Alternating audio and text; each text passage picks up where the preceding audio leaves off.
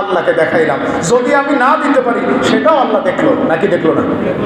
কাবিল বলল লাআকতুলান্নাক, যেহেতু তোমার কোরবানি আল্লাহ কবুল করেছেন আমি তোমাকে হত্যা করব।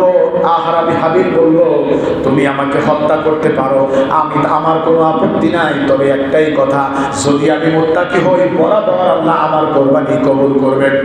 আমার ভাইয়েরা, এই বাংলাদেশের অবস্থা যদি এমনটা হতো, যারা কোরবানি করতেছেন জিরাবো হাই স্কুল মাঠে বা জিরাবো কলেজ মাঠে 100 জন লোক দাঁড়িয়েছেন কোরবানি করার জন্য। আগের কোরবানির সিস্টেমটা ঠিক কেমন ছিল?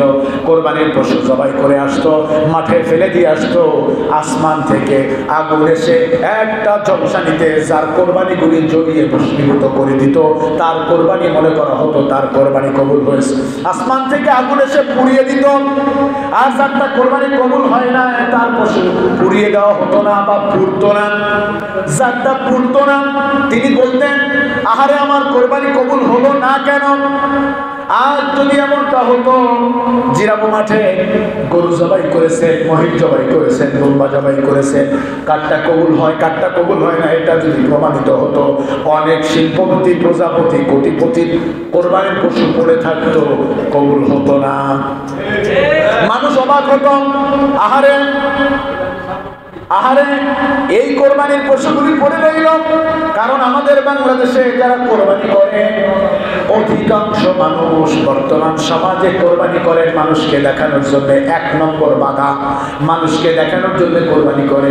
2 নম্বরের বাধা হলো কোরবানি যেই পশুটা ক্রয় করলেন যেই টাকা দিয়ে, অধিকাংশ মানুষ হয়তো 90% মানুষ চিন্তা করে আমার কোরবানির পশু বড় হবে। মানুষ দেখবে হয়তো 10% মানুষ আছে তারা আল্লাহর জন্য কোরবানি করেন, ঠিক কিনা? ভালো মানুষ খুবই কঠিন।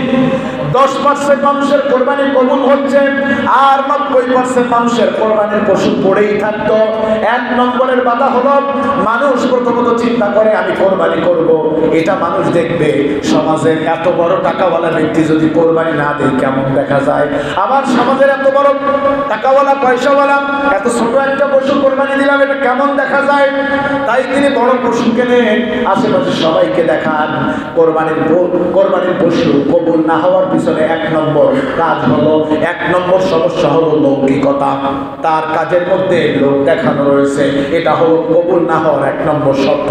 2 নম্বর শর্ত, কোরবানির পশু যারা ক্রয় করে অধিকাংশের টাকার মধ্যে ভেজাল রয়েছে। 2 নম্বরে টাকা, মানুষের ঠকানো টাকা, সুদের টাকা, ঘুষের টাকা দিয়ে কোরবানি করেন, ঠিক কিনা? এই জন্য 90% মানুষের পশুই পড়ে থাকবে, হাতে গোনা 10% মানুষের কোরবানি হয়তো কবুল হবে। 2 নম্বর আর 3 নম্বরের কোরবানির পশু কবুল না হওয়ার পিছনে 3 নম্বরের কারণ হলো ওই ব্যক্তি কোরবানি করতেছেন, আহারে কোরবানি করার পরে বড় বড় রানগুলি, যেই জায়গার গোশত খাইতে ভালো লাগবে, কলিজাটা, যেই জায়গার গোশতগুলো সুন্দর সুন্দর জবাই করার পরে ওই গোশতগুলি আগে বাসায় পাঠিয়ে দেয়, আর যেই জায়গাগুলি পছন্দ হয় না ওই জায়গাগুলি গরিব দুঃখীকে 1 টুকরা 2 টুকরা করে দেয়।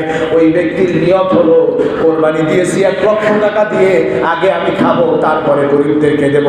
এই নিয়তে গরমিল থাকার কারণে 90% মানুষের কোরবানি কবুল হবে না। আমার ভাইয়েরা, হয়তো মনে করতে পারি এই কোরবানি শুধু আমার জন্য আল্লাহ তাআলা চাপিয়ে দিয়েছেন, না, আমাদের জন্য চাপিয়ে দেন নাই। কোরবানি যুগে যুগে যত নবী ছিল সমস্ত নবীদের জন্য কোরবানিকে জায়েজ করেছেন কে? কি চমৎকার করে আল্লাহ তাআলা বলেন, ওয়ালিকুল্লি উম্মাতিন জাআলনা মানসাকান লিয়াযকুরু ইসমাল্লাহ আলা মা রাযাকাহুম মিন বাহিমাতিল আনআম ফাইলাহুকুম ইলাহু ওয়াহিদ ফালাহু আসলিমু ওয়া বাশশিরিল মুখবিতিন।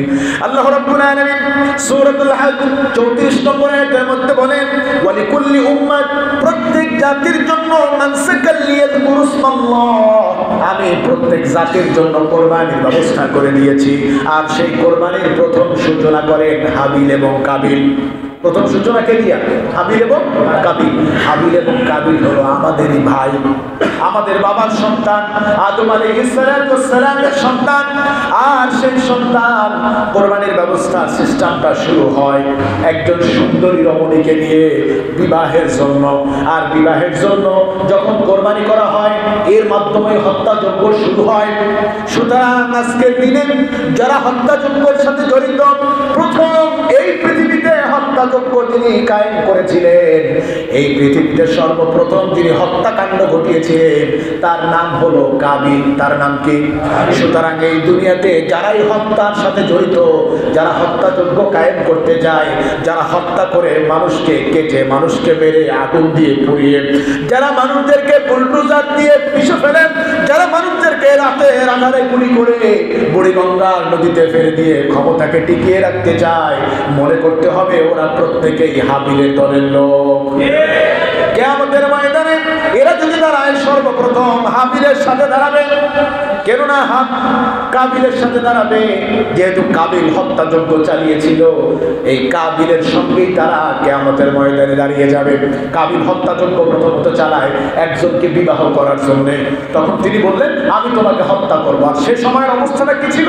হত্যা করার পরে লাশ কোথায় কি করবে এটা তারা জানতো না, তারা বুঝতো না।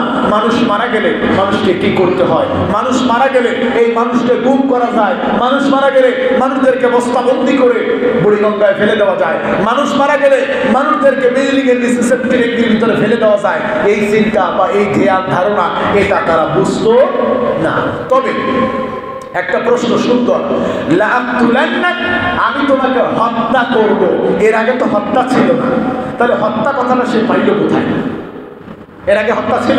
কেউ তো হত্যা করে নাই। আর হত্যা কি জিনিসটা জানতো না।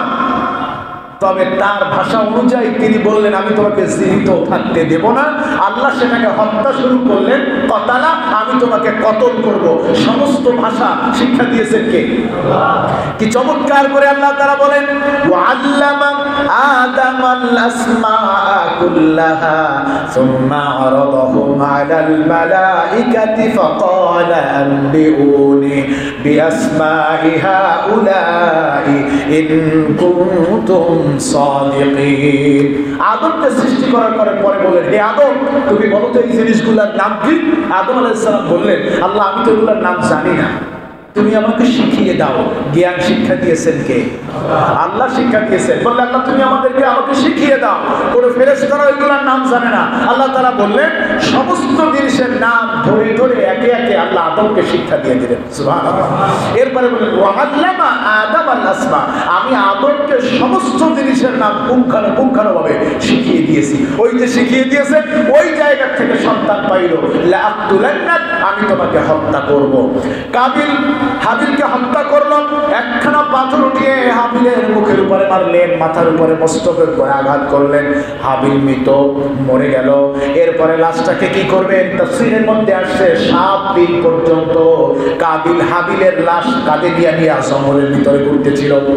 কোন কোন তাফসীর বলেন 1 মাস পর্যন্ত কাবিল হাবিলের লাশকে কাঁধের উপরে নিয়ে ঘুরতেছিল আর বলতেছিল আহারে আমি এখন এই লাশটা কি করব, এই ভাইয়ের লাশ আমি কোথায় রাখবো, কি করব, কি করলে আমি বাবার কাছ থেকে মুক্তি পাবো। বুঝতেছিলেন না লাশ কি করব। তখন আল্লাহ তাআলা বললেন বুঝো না এখন লাশ কি করতে হবে? আল্লাহ কি সুন্দর করে বললেন فبعث الله غرابا يبعث في الأرض ليريه كيف يواري سوءة أخيه فبعث الله تعالى চ্যানেলটি সাবস্ক্রাইব করে আমাদের সঙ্গেই থাকুন।